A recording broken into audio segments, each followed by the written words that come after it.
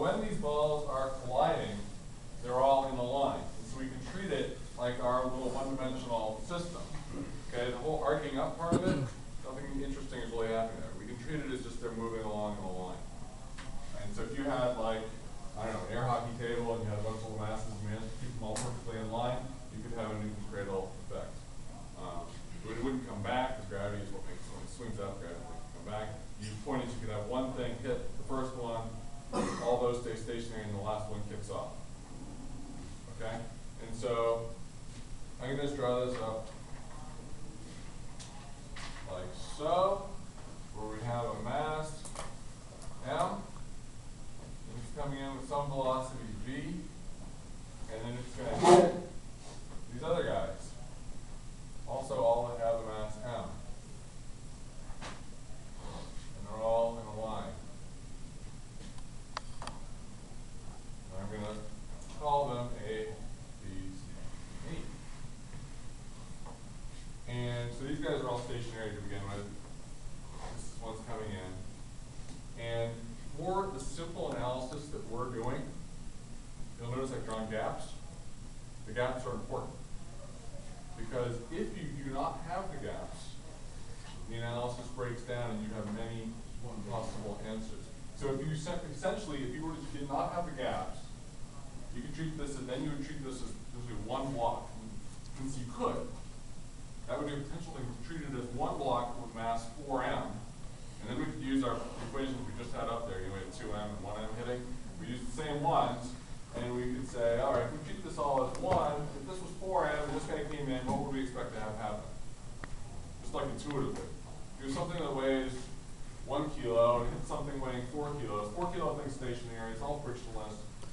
1 kilo object comes in and has a perfectly elastic collision with a 4 kilo object. What would you expect that? It's going to return in the opposite direction. It's going to bounce off. Yeah, so this guy's going to bounce off. This guy's going to move some. This guy's going to bounce off more. Basically, this is the small little bumper car, this is the bigger bumper car. They're both going to bounce to a certain degree. The smaller one's going to bounce off a little faster. And so that would be, if you treat this with no gaps at all, that's a perfectly valid solution.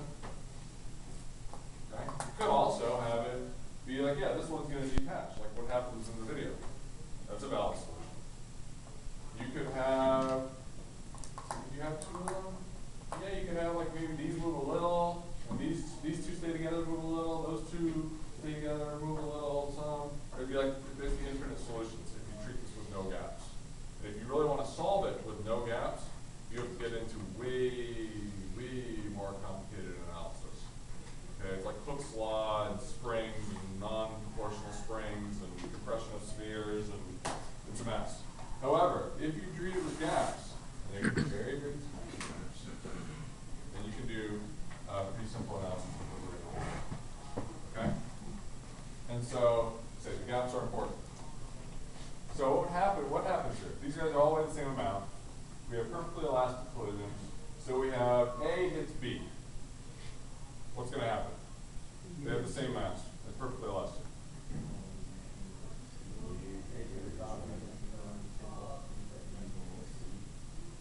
That's right. Does everybody agree with what Isaac said? Did everybody hear what Isaac said? No. All right. Say it again louder, Isaac. A is going to hit B and stop. The B is going to continue towards C with the same velocity as A. Yep. A has a collision. So it's a perfectly elastic collision. They would have the same amount. So by conservation of momentum and conservation of kinetic energy, when they hit, so these two guys, we have mv for momentum. We need to have mv afterward. So and we need to have kinetic energy of 1/2 mv squared before and after. The only way to satisfy that is if this guy comes to a complete dead stop and this one continues with a velocity of v. Anything else is not going to have, like if we have them both go on with 1/2 v, that would be conservation of momentum, that would be fine. But our kinetic energy would have dropped to a loss. That would be perfectly inelastic. Okay? So the only solution is A to stop dead and B to go on at B. Speed B. So then what's going to happen? So B's going to hit C, what's going to happen? Same deal. B's going to stop dead, and C's going to go on at speed B. And then C's gonna hit D. C's gonna stop dead. D's gonna continue on speed. B. B's gonna hit E. D's gonna stop dead. And E's gonna continue on to B and swing up. There we go.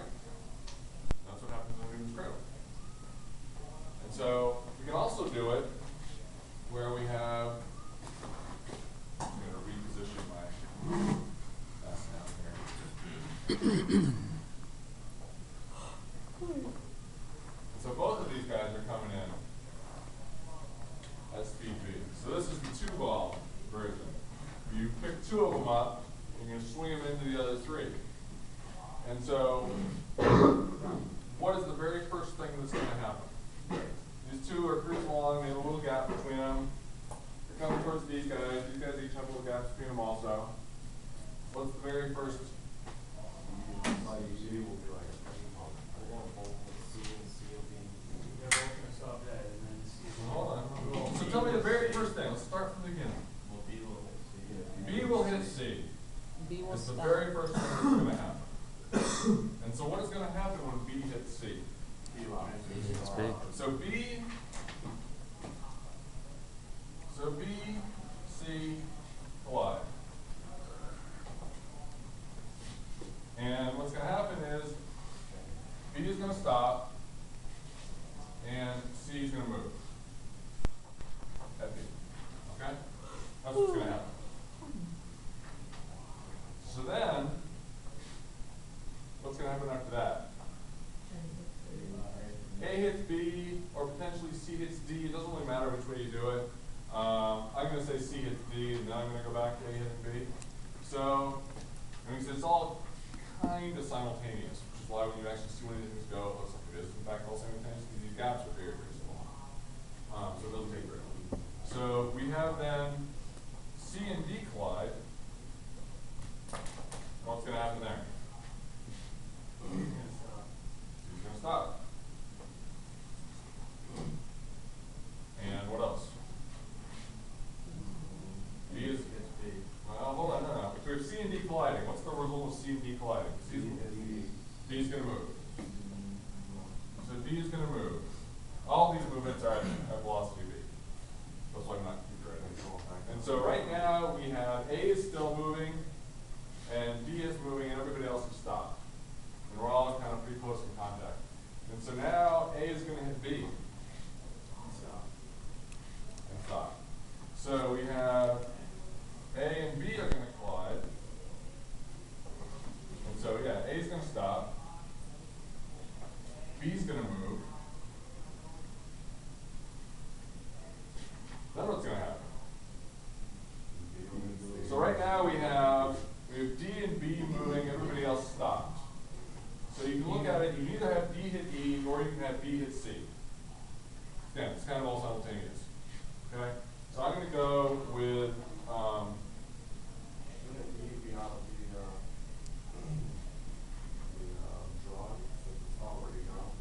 E?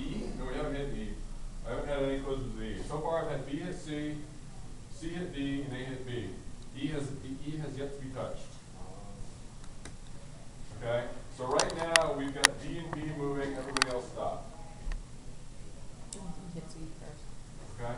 And so it doesn't, I mean, the order is sort of a little sort of you can choose. So like right now I could say that D hits E, or I could say that B hits C. It's all kind of happening kind of simultaneously. I'm going to go with B hitting C. So B and C collide.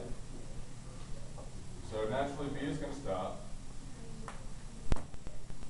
And C is going to move. So now we've got, so B was moving, but then stopped. So we've got D and C moving now. So we've got these two moving, everything else is stopped. Okay? So now again, now there's only one way to think of it. These guys are stopped. These two are moving. Now it's clear which one we have to do. D is going to hit E, is the next thing that's going to happen.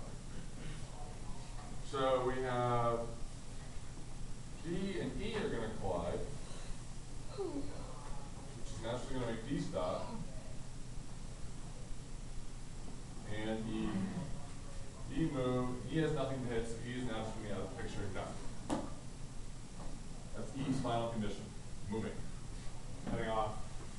the great beyond. So then we still have C moving. And so now C and D are going to collide. So C is going to stop. D is going to move. E's already cleared out, so there's nothing for D to hit. So now D is heading off the book, which is what was supposed to happen. So we end up with D and E moving, everybody else stopped. We're good. No, it's all the same velocity. If you have them all touching, trust me on this one. It's a big hot mess.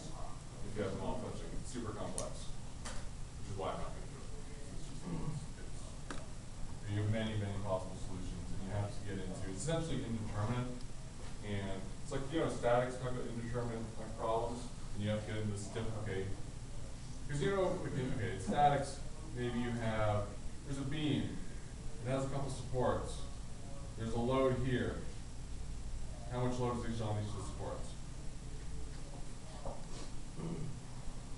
Got a support here, A. Got a support here, B. We've got a load here, W. We know the distance here, X. That's a problem you can solve. Okay? You can solve that. You can do, some of the moment around A or whatever, figure this out. This is a solvable problem. Yeah, in a very straightforward way. But if I do something like that, all bets are off. Okay? Now all bets are off. And even if I put rollers here, it's still doesn't do that. Because now it's going to depend on, okay, how stiff is your beam?